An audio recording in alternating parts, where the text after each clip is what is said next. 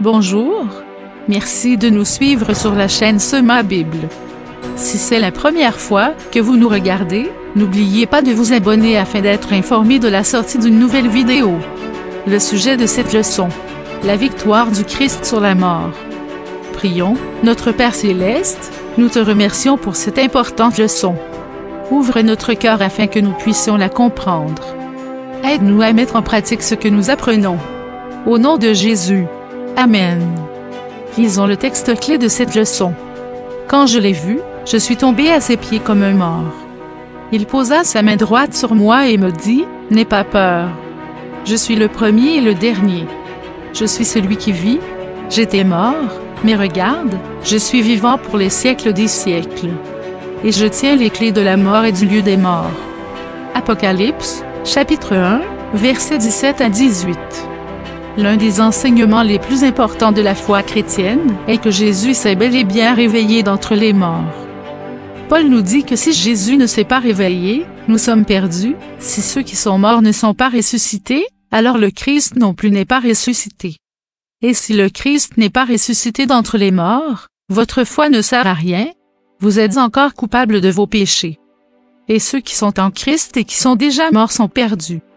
Paul parle beaucoup de la mort de Jésus. J'ai décidé que, pendant que je serai avec vous, j'oublierai tout, sauf Jésus-Christ et sa mort sur la croix.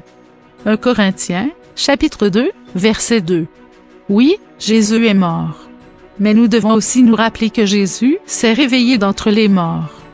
Le fait que Jésus se soit réveillé est important pour les chrétiens, car nous comprenons que Jésus nous réveillera aussi.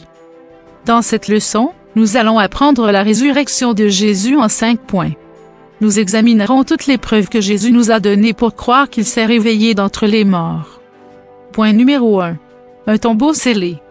La mission du Christ semblait avoir pris fin avec sa mort sur la croix. Satan a réussi à inciter Judas à le trahir, et les chefs des prêtres et les anciens à exiger sa mort. Après l'arrestation de Jésus, tous les disciples l'abandonnèrent et s'enfuirent, et Pierre le renia 3 fois. Maintenant, Jésus était couché dans un tombeau taillé dans le roc, fermé par une grande pierre scellée, protégé par des gardes romains et surveillé par des puissances démoniaques invisibles. S'il l'avait pu, il aurait tenu le Christ enfermé dans le tombeau. Les chefs des prêtres et les pharisiens ont pris des mesures qui, espéraient-ils, empêcheraient sa résurrection. Toutes les mesures de sécurité prises pour garder Jésus enfermé dans le tombeau n'ont fait que rendre sa victoire sur la mort et les armées du mal encore plus évidentes à cause de toutes les précautions et mesures que ses ennemis ont prises pour essayer de faire en sorte que cela n'arrive jamais. En outre, ces hommes avaient certainement entendu parler des miracles de Jésus. Ils en avaient aussi vu certains. Et pourtant, ils pensaient qu'un gardien du tombeau pouvait empêcher celui qui était capable de faire tant de miracles d'être ressuscité? Point numéro 2. Il est ressuscité.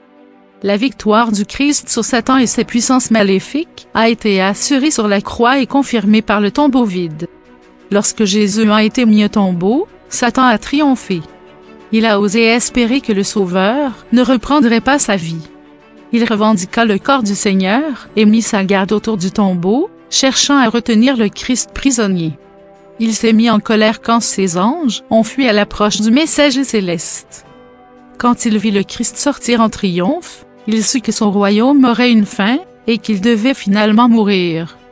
Les soldats romains qui gardaient la tombe de Jésus viennent voir les chefs. Les soldats racontent aux principaux prêtres tout ce qui s'est passé. Leur rapport nous montre que les soldats ont vu Jésus se réveiller d'entre les morts. Le rapport des soldats a profondément bouleversé les prêtres. Les chefs religieux ont donc payé beaucoup d'argent aux soldats. Les prêtres ont demandé aux soldats de mentir sur ce qui s'était passé. Ainsi, les soldats ont dit à tout le monde que les disciples de Jésus avaient volé son corps. Point numéro 3. De nombreuses personnes se sont également levées avec lui du tombeau. Lorsque Jésus est mort, un tremblement de terre a secoué la terre. Un autre tremblement de terre s'est produit lorsque Jésus s'est réveillé d'entre les morts. Nous le lisons dans Matthieu, chapitre 28, verset 2. Dans Matthieu 27, nous avons vu que Dieu a réveillé de leur tombe un grand nombre des siens. Puis ces personnes sont allées à Jérusalem et ont parlé avec beaucoup de gens dans cette ville. Dieu a réveillé ses saints d'entre les morts, pour qu'ils soient des témoins de Jésus. Ces saints ont dit à tout le monde que Jésus s'était réveillé d'entre les morts. Ces saints sont un symbole du peuple de Dieu qui se réveillera d'entre les morts lors de la seconde venue. Pendant son travail sur terre, Jésus a réveillé les morts. Il les a ramenés à la vie. Jésus a réveillé le fils de la veuve de Naïn. Jésus a réveillé la fille de Jaïru et Lazare d'entre les morts.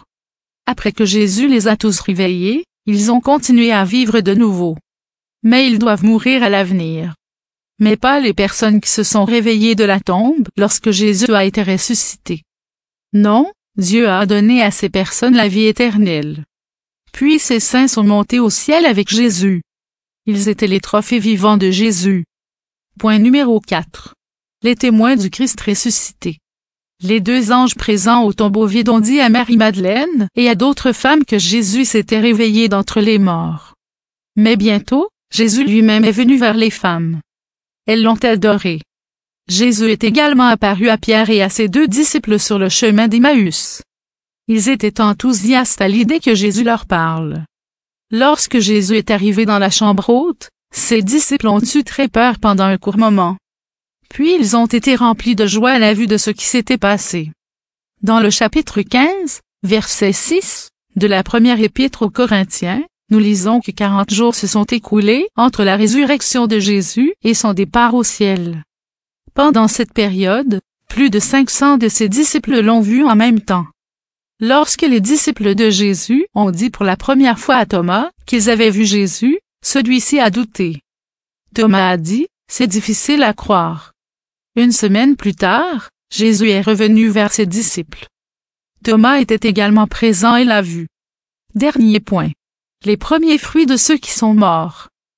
1 Corinthiens 15, verset 20 Paul dit que Jésus est le premier qui se réveille d'entre les morts et la preuve que ceux qui dorment dans la mort seront aussi ressuscités. Rappelez-vous, Jésus s'est réveillé d'entre les morts avec un nouveau corps humain.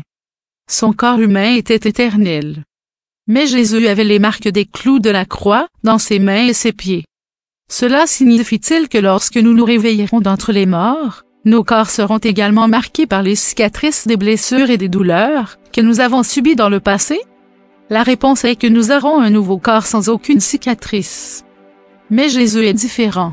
Le corps de Jésus portera toujours les marques de sa souffrance pour nous sur la croix. Les marques de clous dans ses mains raconteront qu'il est mort pour nous sauver.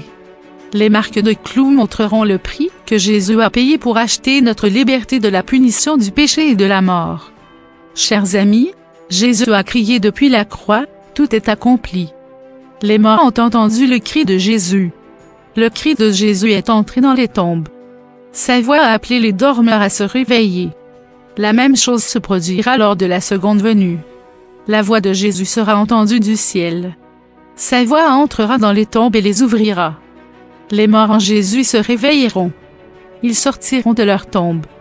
Lorsque Jésus s'est réveillé d'entre les morts, quelques tombes se sont ouvertes. Mais lors de la seconde venue de Jésus, tous les précieux morts entendront la voix de Jésus. Ils sortiront alors de leur tombe avec la vie éternelle.